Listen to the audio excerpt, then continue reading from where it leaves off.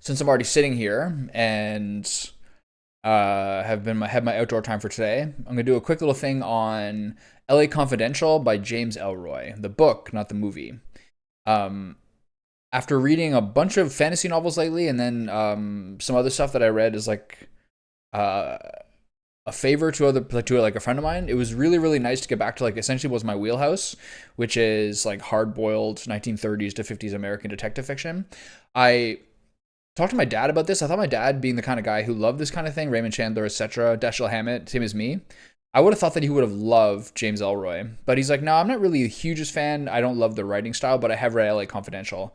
And I just finished it last night. And I kind of get what he says to some degree. This is like a very like epic tale, essentially, for a hard-boiled crime novel.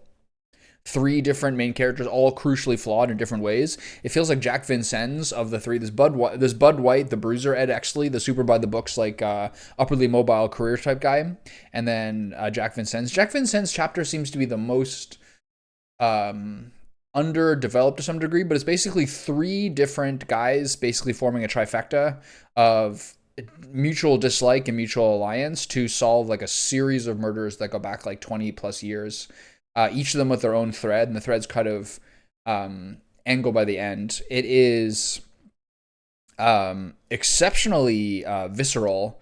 It is a very dark world that he's envisioning. It's like a smut ring, a serial killer, a series of like old murders, and like a massacre at a place called the Night Owl, and it all comes together. A lot of people with modern sensibilities would probably find it like really offensive. Like there's basically like a slur in every page, maybe of every chapter, if you want to be generous. Um, I think like the interconnected nature of it made it like a really cool enigma to read, although it is sort of like a lot of fairly complicated plot structures. It kind of does require the long, weighty, extensive explanation at the end. And to some degree, with the sheer amount of characters and villains in it, you're almost, I found, just reading names of these characters, like a lot of the bad guys like Spade Cooley and Deuce Perkins, uh, etc. You're almost sort of feeling like you're reading what's happening and you're reading names more than you're necessarily envisioning these characters. I sort of wondered whether Lee Bracken, who is the Veronica Lake lookalike, I kind of thought for a lot of it that she had more agency of what was coming up more than just essentially being sort of like the love triangle love interest in it. But overall, like an exceptionally complex, extremely dark novel, pretty fun to read, and with like a very complicated plot. I think it actually is one of the most like ambitious tales for a hard-boiled crime detective novel that I've ever read. Getting into like smut and pornography and like really dark sort of like serial killer aesthetics, as well as sort of like the interstitial workings of the LAPD. All in all, I think it was probably a little more hardcore or like dark or complicated than most people would on average like. What I mean by that is like to some degree it's sort of like very much a reflection of the genre and less about like a deeply heartfelt narrative to it. But generally speaking, I thought it was great.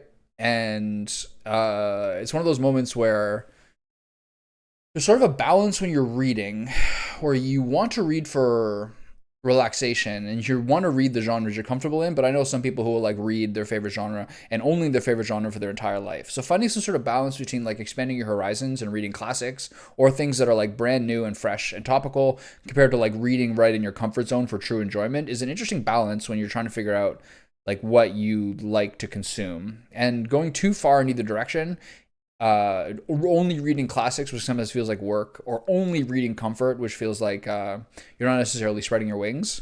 This is one of those moments where I really realized that it is genuinely a relief sometimes to read the kind of thing that is your favorite.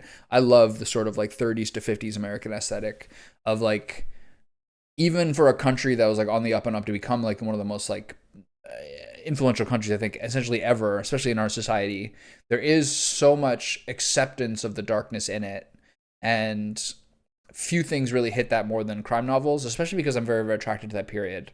Anyway, I'm gonna look forward to reading LA Confidential, the novel, the book. Sorry, I'm looking forward to watching LA Confidential, the movie, because I think that they probably, from what I recall, do a pretty good job of slimming it down to a tighter storyline and add some surprises to it, which are not surprises in this.